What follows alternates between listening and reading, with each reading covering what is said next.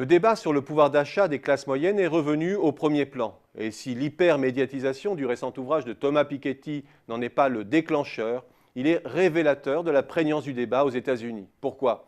D'abord parce que l'économie américaine est au cœur de la tourmente numérique. Une numérisation et une robotisation qui bousculent le continuum des qualifications que l'économie fordiste avait bâti au fil des années, qui provoque notamment un véritable tsunami dans les professions intermédiaires, celles des ouvriers qualifiés et des employés dédiés aux tâches administratives.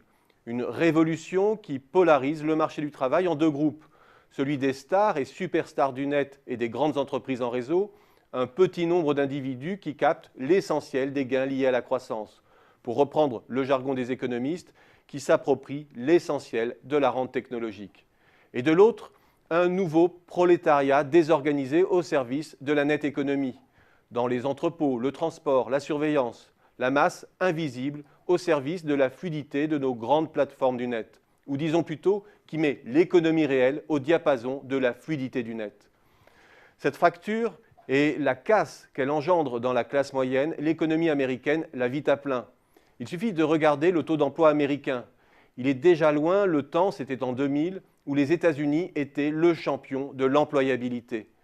Mais au-delà du choc numérique, l'économie américaine est confrontée aussi à la nécessité d'asseoir sa croissance sur des moteurs pérennes.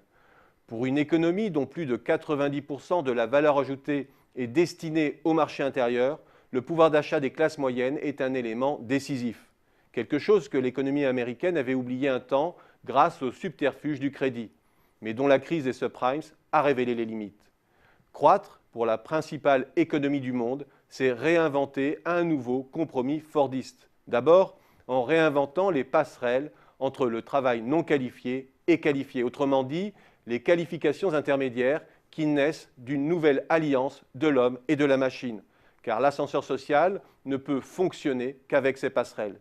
Il est aujourd'hui en panne aux États-Unis comme ailleurs, car les petits jobs sont des pièges dont on ne s'extrait pas.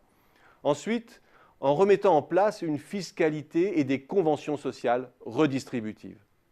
C'est plutôt une bonne nouvelle pour le reste du monde développé. Le monde est peut-être en train de tourner la page du premier âge de la mondialisation contemporaine, pour enfin résorber les fractures qui la placent aujourd'hui dans une impasse.